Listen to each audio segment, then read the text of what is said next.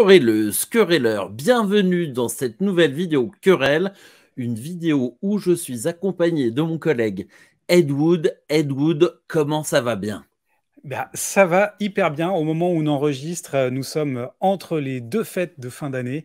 On est pile à la mi-temps et ça va plutôt bien. J'ai survécu à Noël. On va voir si je survis au Nouvel An. Et toi, comment ça va? Eh ben, ça va super bien. J'ai aussi très bien survécu à Noël, quoique je sois un petit peu surchargé et en régime très sec pour l'heure. Mais ce n'est pas ce qui nous fait nous retrouver aujourd'hui. Aujourd'hui, on va faire, comme nous avons commencé à le faire précédemment avec West Side Story, une critique à froid, c'est-à-dire parler d'un film après tout le monde, peu importe, C'est mais au ça. moins, on a eu le temps d'y penser, de prendre un petit peu de recul, je l'espère, de la hauteur, et on va parler aujourd'hui du dernier film proposé par le MCU de Kevin Feige. Il s'agit bien évidemment de Spider-Man No Way Home, un film qui est d'ores et déjà, quoi qu'on en dise, un événement, puisque ce sera, nous en sommes déjà sûrs, le plus gros succès de l'année au cinéma. Et on va commencer à donner nos avis sans trop spoiler, même si on va spoiler, c'est obligatoire pour rentrer dans les détails de ce film. Mais de but en blanc comme ça, j'ai envie de te demander, qu'est-ce que tu as pensé de ce film, Ed Wood? C'est ça qui est intéressant avec l'exercice de critique à froid, c'est que tu m'aurais demandé à la sortie de la salle en critique à chaud, j'aurais dit bah j'ai trouvé ça plutôt plaisant, j'ai été surpris, j'étais dans l'ambiance de la salle parce que la salle était vraiment animée ce jour-là, mais j'ai l'impression en regardant des vidéos que pas mal de salles étaient animées. Moi, j'y suis allé assez tôt, j'y suis allé le jeudi parce que Oui. mon fils voulait absolument le voir La sans se hype. faire. Il y avait la hype, il y avait le problème des spoils, etc., etc. Donc, du coup, je l'ai vu en compagnie de mon fils qui était surexcité, qui lui a vu l'intégralité des Spider-Man. Moi, je n'ai pas vu ceux avec Andrew Garfield, par exemple. D'accord. Mais j'ai quand même été emporté et ça me faisait plaisir de le voir jubiler, serrer ses mains l'une contre l'autre comme ça, de bonheur de retrouver les comédiens de toutes les franchises. Et voilà. Donc ça, c'était à la sortie du film. J'étais plutôt content parce que j'avais vécu une séance assez enthousiasmante. Et bah, c'était quand c'est sorti il y a 10 jours. Même pas, ouais, c'est ça à peu près. Une dizaine de jours, oui. Bah, 10 jours après, il m'en reste plus grand-chose et au contraire, je suis un petit peu énervé d'avoir fonctionné dans la nostalgie, quoi. Voilà où j'en suis aujourd'hui. Ok, bah écoute, c'est assez clair. Et je vais te dire, on va peut-être se rejoindre, mais pas totalement. Moi, il se Ah, trouve que j'ai vu deux fois le film. ah. Pourquoi? Parce que mes filles aussi étaient tout à fait dans l'attente. Je les ai récupérées un vendredi soir. On y allait le samedi matin à la Défense, pensant être seul. Le matin, il y a peu de gens dans les séances. Quand on a vu que la queue allait jusqu'en bas de l'escalator et à l'extérieur des quatre temps, on a vite déchanté. Et, euh, et on s'est éclaté pendant la séance parce que, comme tu en le disais, il y avait l'ambiance, il y avait ce qu'on résume, j'aime pas ce mot-là, mais il existe. Il y avait ce fan service qui nous parlait parce qu'on a vu les films, parce que moi j'ai lu les BD, parce que on avait un certain plaisir des surprises qu'on spoilera dans quelques instants, barrez-vous. Mais effectivement, ça a fonctionné vraiment bien. Et puis, j'avais prévu pour le vendredi, le 24 décembre, j'ai emmené euh, 16 enfants ados, Ouais, tous mes d'accord. neveux et nièces au cinéma, tous testés négatifs, bien sûr, avant. Et je leur ai payé le cinéma. C'était mon cadeau de Noël pour mes neveux et nièces. Et donc, avec mes filles, on allait le revoir. Et là, c'est pas qu'il y a une dizaine de jours qui étaient passés, c'est qu'on est allé dans une salle où, à part nous 16, il y avait quatre autres personnes, parce que c'était en Hmm. province et j'avais négocié pour nous qu'on ait la VO et ça n'intéresse personne là-bas. D'accord. Et zéro ambiance. donc on était confronté au film brut. Et là, c'est pas que j'étais énervé, mais c'est que j'ai forcément pris un peu de recul, que les Lendemain de cuite. surprises étaient passées. Et là, Lendemain de cuite, qui est dans mon lit? ouais, c'est ça, on se réveille, elle a plus de maquillage, elle pue de la gueule, elle est Arrête. décoiffée, et puis en fait, ça le fait pas du tout, quoi. Elle Et se dit la même chose sûrement, hein. pas du tout, elle est en extase pour encore plusieurs jours. Le Qu'est-ce que film tu a dû racontes? penser la même chose que toi. Et là, on se retrouve face à un scénario feignant, à de l'humour qui ne marche pas très bien en dehors de l'excitation, de la découverte que peuvent avoir les gens qui voient le film pour la première fois et qui sont impliqués dans le MCU. Des prestations d'acteurs médiocres dans l'ensemble et une mise en scène, alors qui ne fait pas de faute de syntaxe, mais c'est tout ce qu'elle fait. C'est-à-dire que il n'y a pas d'erreur de mise en scène, mais en revanche, il y a une mise en scène très peu inventive, visuellement. En plus, il y a même certains plans, on se dit, ah, peut-être qu'en IMAX, quand il y en a un petit peu plus en haut et en bas, ça va, mais là, ça va pas, quoi. Donc, Tu parles très, très... d'un sauvetage ou non, la première envolée aussi? je parle, tiens, un plan typique, c'est le bras d'Octopus. Ça, c'était dans la bande-annonce qui sort. Je pense que ce plan n'est pas composé pour l'écran du format que j'ai vu. Peut-être qu'en IMAX, l'image est bien composée, mais là, c'est raté.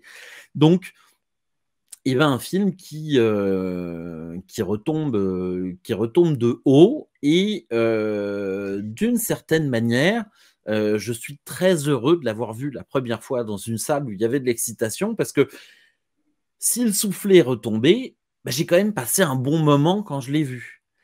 Et moi, ça me... Alors, ça va peut-être un petit peu loin, mais moi, ça me fait penser à l'ambiance Cinéma Paradiso. C'est-à-dire, on est sur la place, il y a des blagues de Toto à l'écran, Toto, l'acteur italien, bien sûr, et tout le monde là, est là, rigole, se charrie, donne ses émotions à voix haute, en rajoute un petit peu. Il y a l'effet de meute qui fonctionne. Et finalement, c'est un moment sympa. C'est un peu comme si tu allais voir un feu d'artifice avec une foule enthousiaste, ou si tu vas voir un feu d'artifice tout seul, il te fait, mais c'est quoi ce truc pourri, quoi? Parce qu'en fait, les feux d'artifice, c'est pas terrible, quoi. Enfin, je sais pas ce que tu en penses. Mais voilà, donc effectivement, en deux temps. Tu sais qu'il n'y a pas besoin de revoir le film pour que ça te fasse ces deux temps-là, hein. Oui, mais peut-être que je mettais un peu de la distance. J'étais conscient qu'il me restait pas grand-chose du film. Mais là, j'ai été confronté à des réalités brutes, claires et nettes, un petit peu compliquées. Mais j'aimerais qu'on parle un petit peu plus du film. Est-ce que tu souhaites pitcher quand même le film rapidement, puis on va rentrer dans les spoils, les surprises et pourquoi il y avait cette hype et cet Alors, enthousiasme. je peux essayer de pitcher, mais c'est justement c'est le pitch qui m'énerve le plus dans le film. Donc, en fait, on reprend exactement là où on s'est arrêté au film précédent, l'annonce de l'identité secrète de Spider-Man, donc Peter Parker. Et on prend vraiment l'histoire à ce moment-là. Ça va complètement bouleverser son quotidien, ça va même l'amener jusqu'au procès.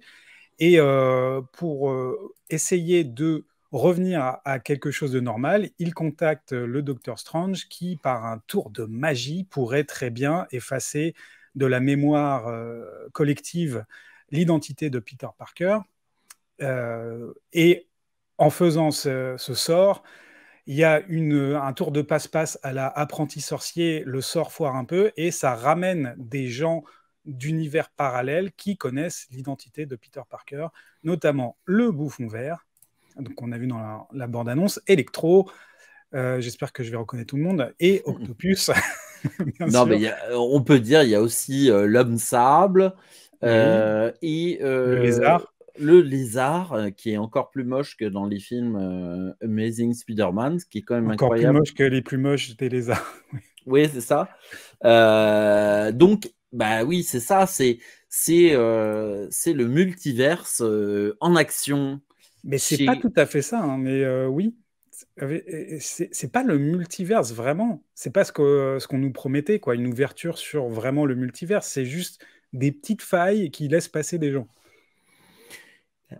Oui, alors c'est le début du multiverse, mais c'est vrai qu'on en a déjà vu un petit peu. Je sais pas si ça finit la série ou si tu as vu tout Loki, mais c'est vrai que Loki promettait quelque chose de beaucoup plus énorme. Et d'ailleurs, c'est peut-être la suite Bah, du MCU. c'est quand même le deuxième faux démarrage de multiverse, du coup.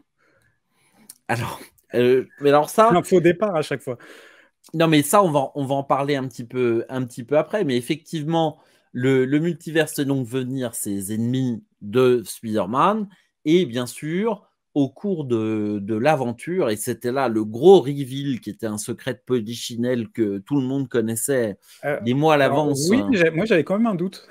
J'avais quand même un doute. Alors, ils avaient réussi en obligeant les comédiens, notamment Andrew Garfield, à jurer face caméra À qu'ils n'étaient mentir. pas dans le film, etc. Mais enfin, on le savait parce qu'il y avait des photos de tournage, il y avait même des extraits de tournage de plans qu'on a vus dans le film qui étaient là. Effectivement, c'est le grand retour des deux précédents Spider-Man, à savoir Andrew Garfield, qui ne ressemble plus à la photo, non, Tobey Maguire, je veux Oui, dire, Tommy. et Andrew Garfield, parce que Tobey Maguire, bah, il a quand même pris 20 ans dans les dents. Hein, 20 ans, c'est pas rien. Souviens-toi de nos 20 ans. Mm. Ils sont maintenant un petit peu loin. Finalement, Tom Holland, le bien pâle Tom Holland, va devoir composer avec ces deux personnages pour réussir à faire quoi d'ailleurs? Ah oui, à faire que ces deux amis puissent rentrer à la fac. C'est ça, voilà. J'ai oublié ça dans le pitch. Mais c'est vrai, on l'avait déjà pressenti dans la bande-annonce. On s'était dit, bon, le pitch, moi, ça part sur une grosse blague, en fait. Et sur enfin, même Strange dans l'univers lui dit, mais t'as pas pensé à appeler le secrétariat de la fac? Et c'est vraiment ce que tu te dis dans le film. Et là, c'est un procédé de la part des scénaristes de montrer, oui, effectivement, il y a une erreur, mais on fait de l'ironie dessus. Mais finalement, l'erreur de scénario, elle est bien là. C'est qu'il n'y a pas d'enjeu. Tu l'as résumé en une phrase. Il n'y a pas du tout d'enjeu et ils en créent au fur et à mesure des enjeux artificiels qui changent sa personnalité, mais qui sont complètement régis par des règles bizarres de scénaristes, quoi. On sent les scénaristes derrière à chaque fois. Ouais, alors pour moi, c'est un petit peu un moment compliqué pour l'ami Kevin Feige, parce que depuis Iron Man, alors je sais pas exactement quand est-ce qu'il a pris les rênes, mais en tout cas, il les a bien repris, puisque aujourd'hui, c'est lui le maître à bord. Euh, il avait réussi jusqu'à Endgame à faire une montée crescendo, bon, avec des hauts et des bas, mais il y avait quand même cette poussée où on avait envie, à la fois, on avait envie d'arriver à Endgame, mais et en même temps, chaque film individuellement avait son intérêt, qu'il soit réussi ou très réussi. Mais là, depuis Endgame, on a eu quoi? On a eu Far From Home, nul. On a eu Black Widow, nul. On a eu Shang-Chi, sympa. On a eu des Éternels, nul. Et là, on a No Way Home, mauvais. Donc, on a vraiment. Moi, je suis inquiet pour le MCU, parce que moi, j'aimais ces films et j'aimais le fait qu'on aille vers des films Avengers, puis vers le, les pierres de l'infini, etc. J'aimais tout ça. Et j'ai l'impression que là, le Kevin, soit il est submergé par le fait de partir dans toutes les directions avec les séries télé, parce que les séries télé, parlons-en, moi je les ai toutes vues. Hein. Euh, WandaVision, il y avait de l'intérêt, même si on n'est pas toujours d'accord sur tout, il y avait quand même une originalité. Euh, Loki, il y a aussi quelque chose, c'est pas extraordinaire, mais pour de la télévision, on va dire, c'est de la série, c'est propre. Le Soldat d'hiver et Falcon, Falcon. c'était dramatique. Et là, la série Hawkeye, c'est vraiment le téléfilm de Noël, quoi. Enfin, c'est très, très, très bof. Alors finalement, on se retrouve aujourd'hui qu'à MCU avec des séries télé pas top, des films dont même le succès n'est pas forcément au rendez-vous, à part le Spider-Man avec sa méga hype. Bah On se là, demande le où ils vont. succès, il est fou parce que si tu regardes, en fait, clairement, on avait dit on avait vu la bande-annonce que de toute façon, ce film-là, on l'avait déjà eu et très bien fait dans Into the Spider-Verse. Et tout ce que réussit Into the Spider-Verse est raté dans ce film-là. On sent qu'ils ont vu que ça fonctionnait, que les gens avaient aimé, en tout cas la critique et qualitativement. Mais ce film-là, aussi brillant soit-il, est celui qui a rapporté le moins d'argent de tous les Spider-Man. Et celui qui rapporte le plus d'argent, c'est celui actuellement, qui a dépassé le milliard, je crois déjà. Ouais. Donc c'est assez fou. Et on est face à une certaine impuissance, puisque tu dis Kevin Feige, Oui. il a du mal. Non, il n'a pas du tout du mal. C'est juste il doit apporter de l'argent, en fait. Et donc, il va au plus simple pour apporter de l'argent. Ouais, mais simplement, enfin, il y a un moment où il n'y aura plus le mien, déjà. Parce que là, Oui, franchement, mais est-ce que c'est grave pour eux? Enfin, le raz-de-marée que c'est. En fait, tu dis, dès les premiers jours, les salles du matin étaient pleines. oui, oui, les salles du matin pleines. Et bah, d'ailleurs, comme j'ai passé pas mal de temps à parler avec les gens du cinéma, notamment en Bourgogne, pour négocier la VO, bah, eux, les gestionnaires de ciné, ils ont la banane hein, avec Spider-Man. Ça remplit des salles, quoi. Mais toi, tu parlais à un moment de la sérialisation de cet univers-là, justement, et Mm. qui fait penser grandement aux sériels des années 30-40. Mais les films sériels, c'était des séries B. Là, c'est des films de série AAA, avec des budgets Oui, colossaux je sais pas, c'est 200 millions, là. ça doit approcher Oui, sûrement, voilà, ouais. c'est comme ça en moyenne c'est 150, 200 millions chez Marvel. Et pour faire juste du sérieux, quoi. C'est ça, et du fan service et accumuler des péripéties, mais finalement, il n'y a pas de grands gestes Marvel, quoi. Il y a pas. Ça devrait être épique, ça devrait être une grande épopée. Comme tu disais, la montée en puissance jusqu'à Endgame. Moi, ça a fonctionné à moitié. C'était pas trop ma tasse de thé non plus, mais il y avait quand même brique par brique quelque chose qui se construisait. Et puis là, ça s'étiole complètement. C'est juste des aventures un petit peu dissolues avec en ligne de mire le multiverse, mais on ne sait pas du tout où ils veulent en venir en fait. Ben, malheureusement, moi, je crois que là où ils veulent en venir, c'est entretenir la hype et que chaque film nous apporte finalement, un peu comme dans les séries chiantes qui peuvent exister, où on s'ennuie pendant tout Du l'épisode filler, ouais. jusqu'au cliffhanger qui va nous faire revenir pour l'épisode d'après. Et finalement, le cliffhanger s'avère un pétard mouillé.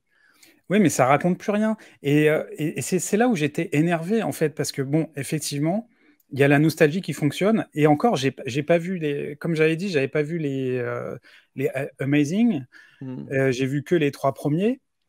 Sam Raimi, donc. Et ça fonctionne sur moi, mais sur une queue de comète de talent de cette trilogie-là, quoi. Mm. Et c'est assez dingue de se dire que le film, le seul moment où il commence à être un petit peu intéressant, c'est vraiment sur la fin déjà du film et sur une traînée un truc étiré de il y a 20 ans, quoi. Et ça, en perspective, ça me remet la puissance de cette trilogie où on faisait un peu la fine bouche sur le troisième parce que trop de méchants, ça dilue un peu le propos. Et alors que là, bon, on en est à combien de méchants? On en est à 5, 6, je sais pas. Et c'est complètement dilué. c'est cabotin à mort. Moi, tu parles de fan service, moi, ça me fait vraiment penser les arrivées des Spider-Man dans des univers parallèles. On dirait vraiment Jean Lefebvre qui arrive dans le jumeau et, et tout le monde applaudit. Et c'est ce qui se passe vraiment. Tout le monde Alors, applaudit dans la salle à l'entrée du comédien. Il n'a encore rien fait. ça, ça me fait plaisir que tu parles des applaudissements parce que je voulais quand même mettre en perspective les choses avant de parler d'un grand monsieur du cinéma avec qui j'ai tendance à être de plus en plus d'accord. Je passe un petit extrait, c'est filmé au Grand Rex lors d'une des premières séances lors de la sortie du film.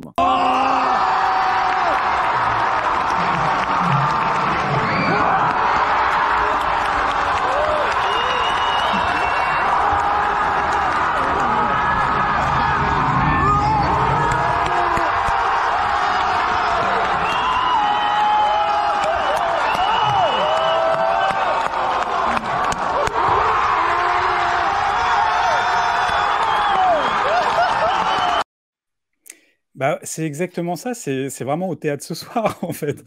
Et moi, je t'imagine dans ta petite salle avec 16 personnes et qu'il ne se passe plus rien.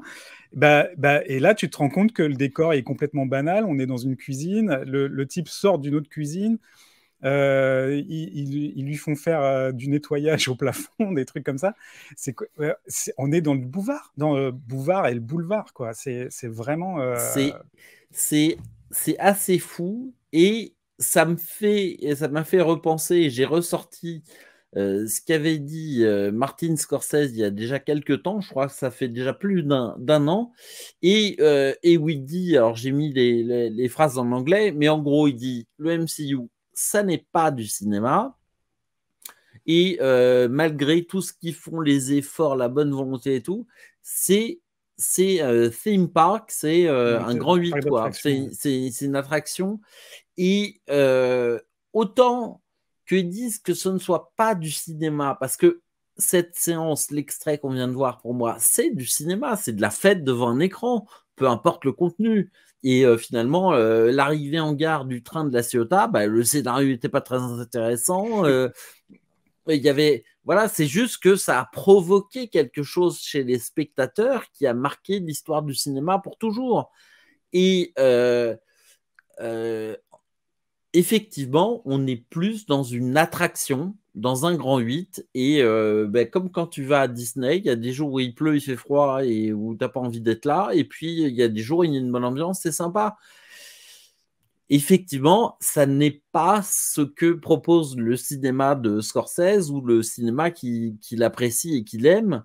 Ça ne parle pas d'ailleurs, comment il dit ça? Il dit ce n'est pas le cinéma qui essaye de pourvoyer des émotions, des expériences psychologiques d'un être humain à l'autre. Je traduis assez mal, mais c'est ça l'idée, quoi. Mais il ne faut pas oublier que Scorsese aussi, c'est un brigand. C'est que lui, justement, il s'est fondu aussi à des exercices de style, à des films de commande pour pouvoir faire d'autres films qui lui sont plus personnels. Et c'est ce qu'on attendrait un petit peu de Marvel aussi, c'est qu'il y a tellement de possibles, il y a tellement de films. Pourquoi ne pas laisser carte blanche à des personnes pour explorer cet univers, comme ça se passe aussi dans l'éditorial. Il y a vraiment des plumes différentes, des signateurs différents, même s'ils ils se réfèrent à une Bible commune.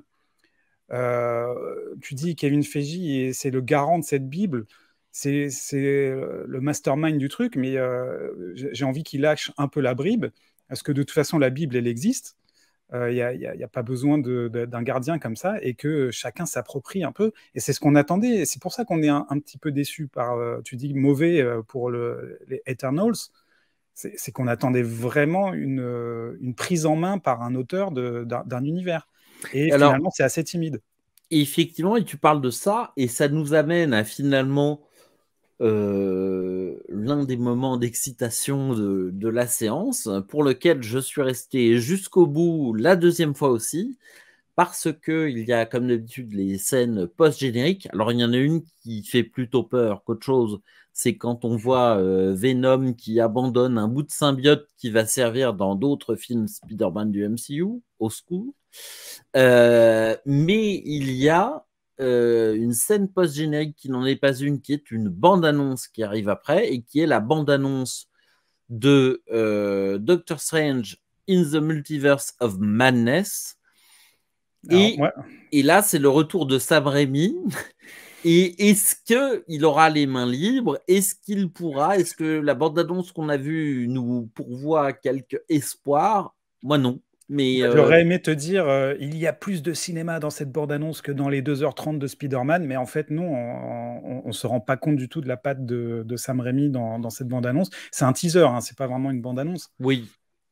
Et puis surtout, on pige rien aux tenants et aux aboutissants de cette bande-annonce. Il n'y a pas de trame, il n'y a pas de propos, il n'y a pas de sujet. Alors, ce qui serait quand même pas mal, c'est que tu vois la série Loki en entier, puisque effectivement, et que tu regardes les quelques épisodes What If qui sont consacrés à Doctor Strange, puisque apparemment What If n'est pas une série anthologique en dehors du reste du MCU, puisque d'ailleurs, ça m'a été signalé par le regard attentif de ma fille. Quand le ciel se brise dans No Way Home, on aperçoit certaines formes dans le ciel, dont certaines sont des personnages importants de What If. Et dans la bande-annonce, on aperçoit ce personnage. Qui est-il? C'est Doctor Strange, mais c'est c'est Evil Doctor Strange que l'on voit dans What If et qui sera dans peut-être l'antagoniste principal du film In the Multiverse of Madness, à moins que ce soit Kang le Conquérant, qu'on a aussi vu dans Loki. Toujours est-il que, moi j'ai envie de te dire, si Sam Raimi n'arrive pas à faire un bon film avec ce personnage, ce thème, avec un côté maléfique, on sait quand même que la malice maléfique, c'est la spécialité de Sam Raimi. Je pense que j'aurais plus aucun espoir pour le MCU. Pour moi, si ce film-là est raté, c'est foutu. Tu te désabonnes de Disney+, tu rends ta carte Ah bah de toute façon, Disney+, je me suis abonné au démarrage pour 1 an parce que c'était pas cher et que j'avais du crédit sur PayPal. Mais là, j'ai pas prévu de me réabonner pour la suite, sauf ponctuellement si je veux voir intégralement une série qui est bien ou voilà. Donc pour moi, si le film Multiverse of Madness est raté, je vois pas tellement où on peut aller. Qu'est-ce qu'on peut dire encore sur ce film No Way Home? Bah, je sais pas, moi, en fait, est-ce que tu avais aimé le premier de la trilogie? Très moyen. Moi, j'avais été plutôt enthousiaste. Alors déjà, parce qu'il y avait beaucoup de rock, il y avait les Ramones, il y avait plein de morceaux comme ça, c'était assez jubilatoire. Ils essayaient de faire un petit peu la même bande-son à la Gardien de la Galaxie. Et je trouvais que c'était assez enlevé, assez rythmé. Il y avait le côté comédie d'ado, etc. Tout ça, avec John Hughes en ligne de mire, même si c'est raté. Mais j'ai trouvé ça quand même assez chouette. Mon fils avait découvert son Spider-Man de sa génération, après avoir vu les deux autres des générations précédentes. Il était très attaché à ce personnage. Donc c'était assez plaisant de voir ce film. Et le truc que j'avais bien aimé, c'est qu'il n'y avait pas d'origin story. C'est qu'on le balançait comme ça dans le film, dans l'univers, et on devait deviner un petit peu comment il en était arrivé là. Et ça, j'avais trouvé ça intéressant, parce que moi-même, quand j'étais gamin, je m'en foutais totalement de l'origin story. En fait, on prenait en général les séries en cours de route, et c'était juste le fait que le personnage fait des actions à l'instant T qui m'attirait. Donc, j'aimais bien ça. Et en fait, quand on regarde ce final, finalement, les trois, c'est une gigantesque origin story pour arriver au Spider-Man qu'on connaît. Alors, je suis tout à fait d'accord avec toi parce que dans le premier, il y avait l'ombre d'un personnage qui n'est pas lié à Spider-Man normalement dans les bandes dessinées. C'était effectivement Iron Man qui était son mentor, qui lui faisait son costume, un costume avec des gadgets, des tentacules, des yeux magiques, enfin bref. Et effectivement, pour se débarrasser complètement de ça, il aura fallu No Way Home, qu'il accepte l'amnésie générale et la mort de Tante May et qu'il redémarre tout seul comme le paumé qui a toujours été Peter Parker, pas un rond, un sale con de patron qui ne le paye pas et en plus pour faire des photos de lui-même en Spider-Man, mais pour être mis en première page comme la menace. Et à la fin du film, il s'est fait son propre costume dans un bleu et rouge flashy qui rappelle les BD de John Romita et il est enfin Spider-Man. Et ça, c'est très bien vu. C'est que effectivement, voilà, ça y est, Spider-Man, c'est Spider-Man maintenant. Mais on l'a pas vu, on l'a juste vu se balancer au-dessus de New York. Ça fait penser un peu à la fin de Matrix, en fait, le premier. Enfin, on a l'élu, et puis en fait, on le voit 1 minute. On reparlera peut-être de Matrix Ah, peut-être. prochainement à froid. Donc effectivement. Mais j'avoue que là, j'ai vibré en fait à ce moment-là. C'est parce que c'est le Spider-Man qu'on veut voir. Mais ils font des choses comme ça un peu dans le film aussi. À un moment, il salit son costume, donc du coup, il le porte à l'envers. Oui. Et ça fait le Spider-Man noir qu'on attend aussi. Mais il y a des petits moments comme ça, un petit peu astucieux. Les derniers plans, ils m'enthousiasment. J'ai envie de voir ce Spider-Man-là, mais est-ce qu'on le verra? Est-ce qu'on verra ce Spider-Man-là? Écoute, je pense que oui, mais à 1 milliard Mais au à bout quel d'une prix? semaine, je pense qu'on le reverra. Maintenant, effectivement. Alors, autre détail, juste avant peut-être qu'on s'arrête sur ce film, puisque bon, c'est pas un très grand film, c'est un événement, mais c'est pas un très grand film. Est-ce qu'on peut revenir sur cet homme-là? Oui, si tu veux. Alors moi, j'ai pas suivi les séries, hein. Ah bon, bah écoute, pour le coup, si tu veux du bon Marvel, ambiance BD Hell's Kitchen, tu peux regarder la série Daredevil, qui est très bonne, surtout la première et la troisième saison. Et donc, c'est l'acteur qui joue Matt Murdock, j'ai oublié son nom maintenant tout de suite, mais tout le monde le connaît, qui revient. Alors voilà, c'est juste une vignette dans le film, mais ça nous dit que Daredevil va revenir dans le MCU, enfin, va plutôt y faire son entrée. Et ça, c'est plutôt une bonne nouvelle. Maintenant, est-ce qu'on aura le droit à un bon film Daredevil? Ça n'est encore jamais arrivé. C'est pas sûr. Alors, je ne sais pas pourquoi, mais j'ai envie de comparer ça au western, surtout Sergio Leone. Mhm. C'est-à-dire que, en fait, les héros, enfin les personnages, parce qu'il n'y a pas vraiment de héros dans les films de Sergio Leone, arrivent, ils n'ont pas de passé, ils n'ont pas de futur, ils ont juste du présent. Et, D'accord, oui. et Sergio Leone et ses scénaristes arrivent tout de suite à caractériser le personnage en quelques poignées de minutes à chaque fois, que ce soit dans Il était une fois dans l'Ouest, même dans le film parodique de la fin, Mon nom est personne. Les personnages sont campés direct et sont tout de suite iconiques. Et on n'a pas besoin de savoir d'où ils viennent et où ils vont. On a juste besoin de savoir ce qu'ils font à l'instant T. Et le MCU, ils passent leur temps à dire ah, c'est dommage, il est mort, ou ah, attention, il y a ça qui va arriver. Mais il y a pas de présent, en fait. Il n'y a pas et les choses sont balayées.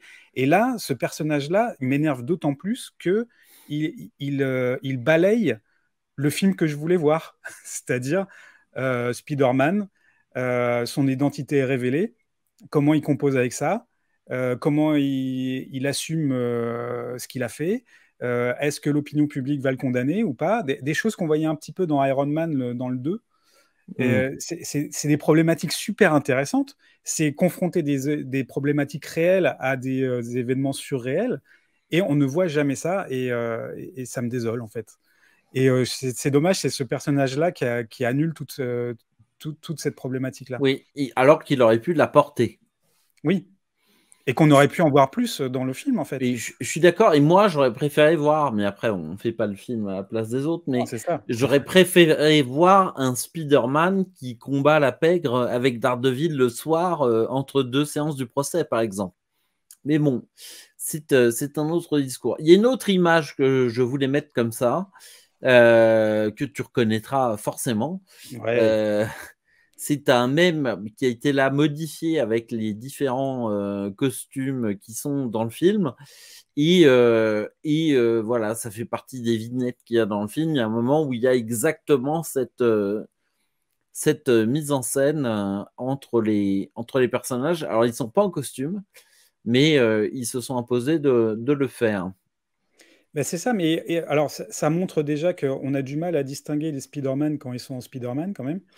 Et là, ça montre aussi un défaut de mise en scène du réalisateur, parce que c'est vrai que les scènes d'action sont assez illisibles, je trouve. Je sais pas ce que tu en penses, mais Pas de faute de syntaxe, mais pas de bonne mise en scène. Or, l'action, il faut qu'elle soit portée par une mise en scène pour être intéressante. Et là, l'action n'est pas intéressante. En plus, on se retrouve à la Statue de la Liberté comme dans le premier X-Men. Un échafaudage, pas de victimes collatérales potentielles, des gags à 2 balles. même les victimes, ça c'est un autre truc qui m'a gêné, c'est la fausse mort de Tobey Maguire. Ils auraient dû aller à fond dans ça. Je sais pas pourquoi ils le ressuscitent à la fin. Mais bon, Alors, à leur décharge, je pense que contractuellement, ils ne peuvent pas tuer pour, Tommy. non, mais pour faire revenir tout le monde, ils ont dû dire reviens. Les gens ont dû se dire bah tiens, s'ils veulent que je vienne, ils ont vraiment besoin de moi, donc je vais demander beaucoup d'argent et fixer mes conditions. Et peut-être que l'une des conditions, c'était on ne Mais, tue pas mon personnage parce qu'il peut revenir encore. mais pour Et le ben, coup, c'est un mauvais western là. Le méchant est vraiment très méchant parce qu'il va jusqu'au bout et tue un des gentils, mais ça, enfin, ah, mais il le blesse méchant est mortellement. très méchant, mais à la fin, il est gentil. Et à la fin, Oui. tout le monde est gentil. Mais c'est ça, en fait, c'est les règles dont je te parlais, les règles de scénariste, là, c'est tout à coup. Non, en fait, il faut les renvoyer gentils dans leur univers. Ça colle pas, en fait. Eh Mais bien, il y a tellement d'enjeux à mettre en place. Enfin, je comprends pas la paresse des scénaristes là-dessus. mais après, comme tu dis, Kevin, il a C'est rempli parce son que. objectif. Il a fait un film à plus d'1 milliard de dollars. Et lui, probablement qu'il passe un très bon réveillon. Il a passé un bon réveillon de Noël et il passera Mais un très beau nouvel an. donnez l'argent des comédiens aux scénaristes, s'il vous plaît. Pour Ouais, avoir. ou engager des bons scénaristes. Moi, je te propose de terminer cette critique en faisant un appel à Kevin Feige, si tu le veux bien. Allez. Kevin, on veut du sang, de la violence, du stupre dans les prochains films. On veut que ça sente la sueur, la fesse, et que ça nous fasse peur, qu'on ait des enjeux et que les personnages soient dans le présent, comme tu disais, avec. Non, mais t'es conscient que ça va pas arriver et que avec un film qui fait 1 milliard de dollars comme ça, bah ça y est, c'est parti, ça va être tout le temps comme ça. Enfin, c'est comme ça depuis le début, de toute façon. Moi, il y Ah a oui. très peu de films qui m'ont enthousiasmé, vraiment. Le premier Iron Man, quand même, j'étais bluffé. Parce que, Écoute, il y avait quelque chose de nouveau à l'époque, quand même. Mais après, ce ton s'est systématisé, encore plus après Les Gardiens de la Galaxie, et maintenant, c'est plus possible, en fait. eh bien, sur cette note pessimiste, mais somme toute peut-être réaliste, nous allons nous quitter. On se donne rendez-vous très prochainement sur la chaîne Querelle. Si vous êtes abonné, n'oubliez pas le pouce bleu et le commentaire qui nous fait très plaisir et qui nous encourage. Et si vous n'êtes pas abonné, il vous suffit de cliquer pour le faire. On ne vous spammera pas, c'est gratuit et ça permet à la chaîne de continuer avec la banane. Ed Wood, je te dis rendez-vous à très bientôt avec le retour des lives. Oui, le retour des lives, et puis on va continuer les critiques à froid. Et je pense que la prochaine, on l'a fait sur Matrix, on essaye. Eh bien, écoute, on va laisser le film refroidir et puis prendre un peu de recul, de hauteur. Et il y a peut-être plus de choses à dire que sur No Way Home, mais je n'en dirai pas plus. Je te salue bien bas Ciao. Ciao.